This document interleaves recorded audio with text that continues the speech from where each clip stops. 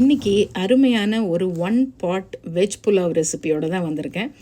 குக்கரை திறந்தா வீடே மணக்கும்னு சொல்லுவாங்க பாருங்கள். உண்மையிலே குக்கரை திறந்திங்கன்னா வீடே அப்படி மணக்கும். ஹரியாலி வெஜ் புலாவ் செய்கிறது 15 நிமிஷத்தில் லஞ்ச் பாக்ஸு கொடுத்து அனுப்புறதுக்கு இது சூப்பரான ரெசிபி. உங்களோட சாய்ஸ் ஆஃப் காய்கறி எடுத்துக்கோங்க. நான் கேரட், பீன்ஸ், உருளைக்கிழங்கு, பட்டாணி 4 எடுத்திருக்கேன். ஒரு மிக்சியில் 3 பச்சை மிளகா, ஒரு கைப்பிடி புதினா, ஒரு கைப்பிடி கொத்தமல்லி. நான் இஞ்சி பூண்டு பேஸ்ட் தனியாக வச்சுருக்கேன், இல்லைனா இதோடய சேர்த்து அரைச்சிக்கலாம்.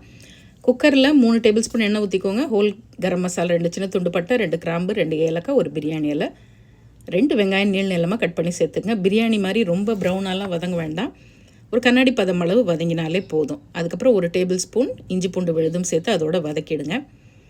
இப்போ காய்கறி, ஒரு பழமான தக்காளி எல்லாத்தையும் ஒன்றாவே சேர்த்து நம்ம வதக்கிடலாம். இப்போ காய்கறி வதக்கும் போதே 1 டீஸ்பூன் உப்பும் சேர்த்து வதக்கிடுங்க.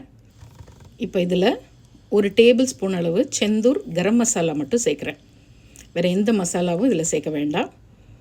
இப்போ அதையும் சேர்த்து நல்லா வதக்கிடுங்க. வதக்கிட்டு நம்ம அரைச்ச புதினா, கொத்தமல்லி விழுதையும் அதிலே சேர்த்து நல்லா ஒரு நிமிஷம் வதக்கினா போதும். இப்போ 15 நிமிஷம் ஊற வச்சு வடிகட்டி வச்ச பாஸ்மதி அரிசி. அதுக்கு முன்னால் இது ஃப்ரோசன் பட்டாணிங்கிறதுனால நான் இப்போ சேர்க்குறேன். ஃப்ரெஷ் பட்டாணியாக இருந்தால் நீங்கள் காயோடையே சேர்த்து வதக்கிடுங்க. ஊற வச்சு தண்ணி இல்லாமல் வடித்த பாஸ்மதி அரிசியை உள்ளே சேர்த்துடுங்க. இது கொஞ்சம் பழைய அரிசிங்கிறதுனால 1 கப்புக்கு 2 கப்பு தண்ணி. எப்பயுமே சுடுதண்ணி ஊற்றுங்க. தண்ணி ஊற்றிட்டு நல்லா கலந்து விட்டுட்டு உப்பு கரெக்டாக இருக்கான்னு செக் பண்ணுங்கள். உப்பு கொஞ்சம் தூக்கலாக இருக்கணும். ஒரு 1/2 மூடி லெமன் பிழிஞ்சிருங்க. அரிசி நல்லா தண்ணி இழுத்த பிறகு லோ ஃப்ளேமில் வச்சு மூடி 2 விசில் விட்டு ஆஃப் பண்ணிவிடுங்க. 5 நிமிஷம் கழித்து ஓப்பன் பண்ணிங்கன்னா கமகமன் வாசனையோட அருமையான புலாவ் ரெடி.